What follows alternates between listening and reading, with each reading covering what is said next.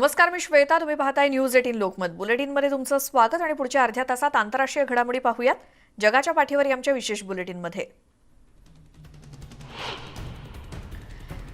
अफगाणिस्तानात सरकारी कर्मचाऱ्यांना कामावर परतण्याचं आवाहन तालिबाननं केलंय. मात्र पगार मिळणार का याबाबत कर्मचारी साशंक आहेत.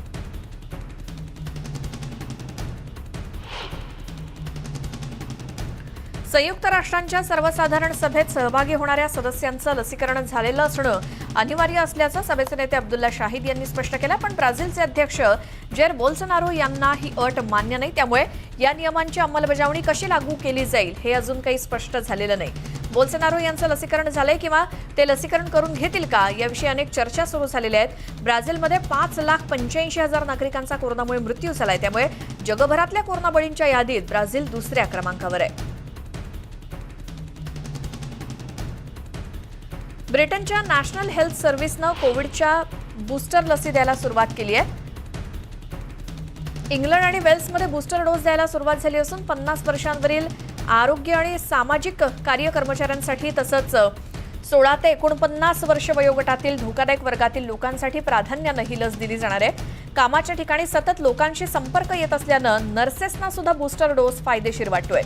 ज्यांना कोविडचा सर्वात जास्त धोका आहे अशांसाठी हा बूस्टर डोस सर्वाधिक प्रभावशाली आहे असं NHS England medical director for primary केअरच्या डॉक्टर निक्की कनानी यांनी म्हटलंय.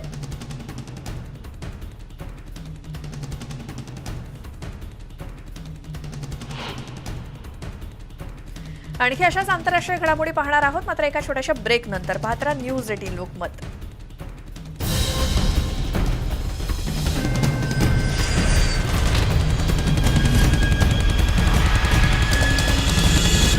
पळ काढला होता आणि या घरात काही बदल करण्यात आले. बाहेर लावण्यात आलेले सीसीटीव्ही काढून टाकण्यात आले. बाथटबच्या खाली असलेलं भगदाड सुद्धा आता बंद करण्यात आलंय.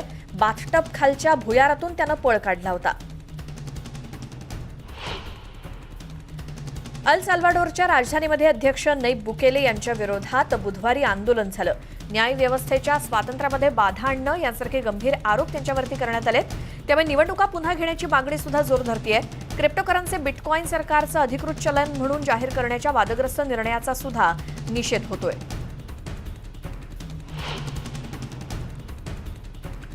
कोरोनाशी सुरू असलेल्या अमेरिकेच्या सरकारच्या प्रयत्नात रिपब्लिकन पक्षानं घेतलेली भूमिका अत्यंत वाईट असल्याची टीका अमेरिकेचे अध्यक्ष जो बायडेन यांनी केली. नागरिकांच्या जीवाच्या रक्षणासाठी राबवलेल्या मोहिमेला फ्लोरिडा आणि टेक्सासचे राज्यपाल हर तऱ्हेनं विरोध करतायत. मिसिसिपीमध्ये लहान मुलांना विविध संसर्गजन्य रोगांपासून जपणं गरजेचं आहे, पण त्यांचं लसीकरण व्हावं असं तिथल्या राज्यपालांना वाटत नाही. अशा राजकारणामुळे नागरिकांचे जीव धोक्यात येतील असंही बायडेन यांचं म्हणणं आहे. व्हेनेझुएलात लसीकरणाचा दुसरा डोस मिळवण्यासाठी नागरिकांची धावपळ सुरू आहे. पण चुकीच्या माहितीमुळे गोंधळाची स्थिती आहे. गेल्या आठवड्यात लसींचा साठा पोहोचल्याची घोषणा रशियाच्या दूतावासानं केली होती.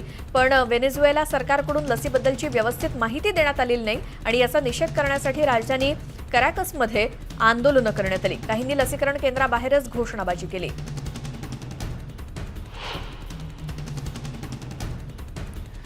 क्युबा देशात 2 ते 10 वर्ष वयोगटातल्या लहान मुलांसाठी गुरुवारपासून व्यापक लसीकरण मोहीम सुरू करण्यात आली आहे. क्युबामध्येच निर्मिती झालेली लस ही मुलांना दिली जाणार आहे आणि इतक्या लहान मुलांसाठी लस उपलब्ध करणारा क्युबा हा पहिला देश ठरलाय. डेल्टा व्हेरियंटचा प्रसार होतोय आणि तो लहान मुलांच्या आरोग्यासाठी घातक असल्याचं स्थानिक आरोग्य अधिकाऱ्यांचं म्हणणं आहे.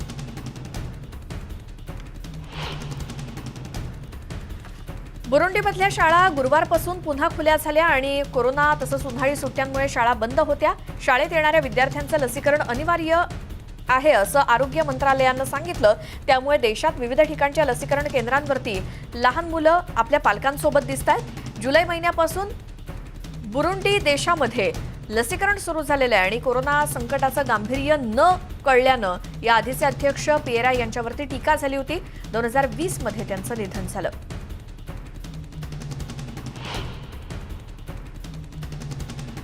चिली देशामध्ये 1 ऑक्टोबरपासून लसीकरण पूर्ण झालेल्या परदेशी नागरिकांना प्रवेशासाठी सीमा खुल्या केल्या जाणार आहेत. चिलीचे सहपर्यटन मंत्री जोस लुईस उडियार्ते यांनी ही घोषणा केली.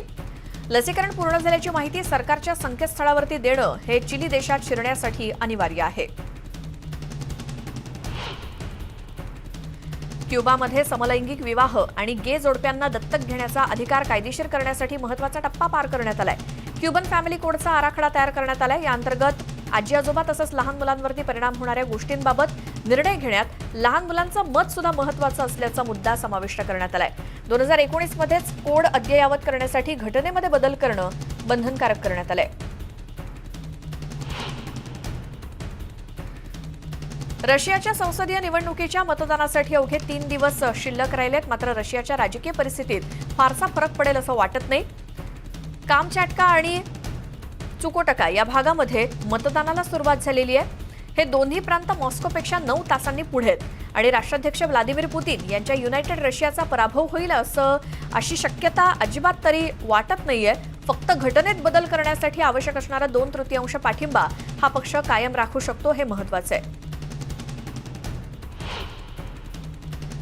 कोलंबियातून दररोज शेकडो स्थलांतरित डेरियन गॅप या अत्यंत घनदाट आणि धोकादायक जंगलातून नद्या पार करत प्रवास केला जातोय. या नद्यांमुळे कोलंबिया पनामापासून अलग झालेला आहे. या अत्यंत धोकादायक मार्ग हा असून सुद्धा दररोज शेकडो लोक इथून प्रवास करत अमेरिकेला पोहोचण्याचा प्रयत्न करतायत. एकट्या ऑगस्ट महिन्यात जवळपास 20,000 जणांनी हे जंगल पायी पार केलंय. अजूनही शेकडो जण कोलंबियाच्या बाजूला आपला प्रवास सुरू होण्याची वाट पाहत आहेत, असं अधिकाऱ्यांचं म्हणणं आहे. पनामामध्ये एका दिवसाला फक्त 500 लोकांनाच प्रवेश मिळू शकतोय. मेक्सिकोचे अध्यक्ष अँड्रेस मॅन्युएल लोपेज ऑब्राडोर यांनी देशाच्या 210व्या स्वातंत्र्य दिन साजरा केला. क्युबाचे अध्यक्ष मायग्युएल डियाज हे या समारंभाचे विशेष पाहुणे म्हणून उपस्थित होते. मेक्सिको शहराच्या मुख्य चौकामध्ये लष्करी परेड यावेळी पार पडली. अमेरिकेनं क्युबावरील निर्बंध कमी करावेत असं आवाहन यावेळी ऑब्राडोर यांनी केलं.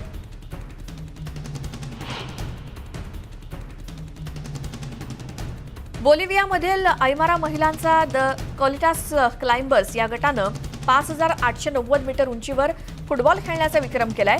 युआना पोटोसी पर्वतरांगांवर त्यांनी हा विक्रम केलाय. विशेष म्हणजे पारंपरिक स्कर्ट आणि ब्लँकेटचा वेश त्यांनी घातला होता आणि या महिला संपूर्ण बर्फाच्छादित डोंगरांवर जोरदार बर्फवृष्टी सुरू असताना फुटबॉल खेळल्या. द कोलिटास क्लाइंबर्स हा गट 2015 मध्ये स्थापन झालेला आहे. ब्राझीलच्या साओ पावलोमधील सर्वात मोठ्या झोपडपट्टीत शेकडो रहिवासी एकत्रित जमले होते आणि 100व्या वर्धापन दिनानिमित्ताने इथे एका विशेष कार्यक्रमाचं आयोजन करण्यात आलं होतं. त्यामध्ये संगीत, गेम्स आणि अनेक कार्यक्रमांचा समावेश होता. 20व्या शतकाच्या सुरुवातीला इथे बांधकामाला सुरुवात झाली होती आणि ही शहरातली सर्वात मोठी झोपडपट्टी मानली जाते. आता इथे अनेक सिमेंट आणि विटांची घरं आणि दुकानं सुद्धा झाली आहेत. इथल्या छोट्या छोट्या घरांमधून अनेक व्यवसाय चालवले जातात. अर्जेंटिनामध्ये रोजगार आणि सामाजिक लाभांच्या मागणीसाठी हजारो नागरिक रस्त्यावरती उतरले होते. सरकारच्या धोरणांविरोधात सामाजिक संघटना आणि संस्थांच्या नेतृत्वाखाली ही निदर्शनं करण्यात आली. गेली काही वर्ष अर्जेंटिनाला सातत्यानं आर्थिक संकटाला सामोरं जावं लागतंय. त्यात कोरोनाच्या संकटामुळे सामाजिक आर्थिक संकट आणखी तीव्र झालंय. परकीय कर्ज चुकवण्यासाठी अर्जेंटिनाच्या सरकारनं आर्थिक आणि अन्नधान्याच्या मदतीत कपात केली असा निदर्शकांचा आरोप आहे.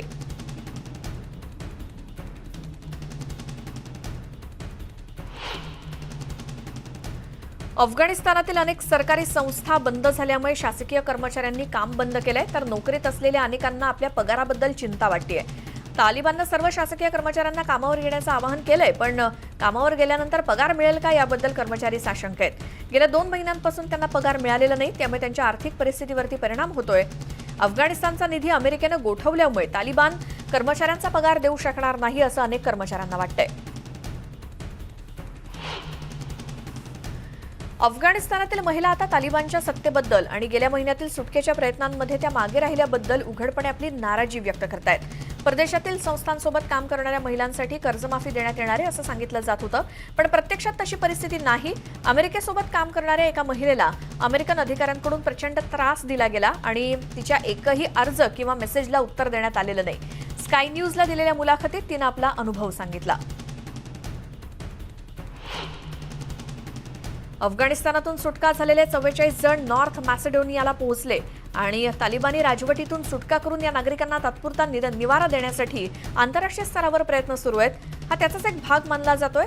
कतारहून विमान पोहोचल्यानंतर कोरोना रिपोर्ट पॉझिटिव्ह आलेल्यांना राजधानी स्कोपियोमध्ये हॉटेलमध्ये ठेवण्यात आलंय.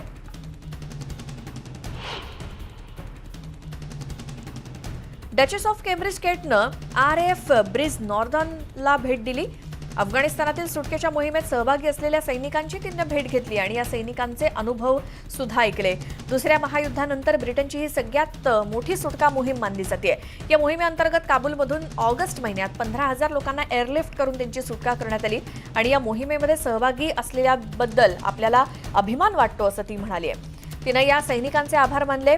ब्रिज नॉर्टन हा सुटका मोहिमेचा मुख्य हवाई तळ होता.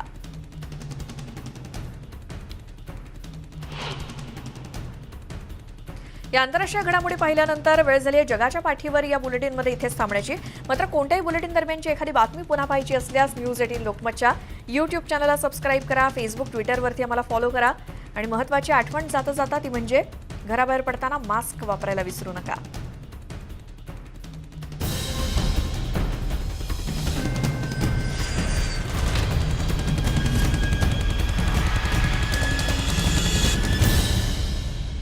वस्तूंचा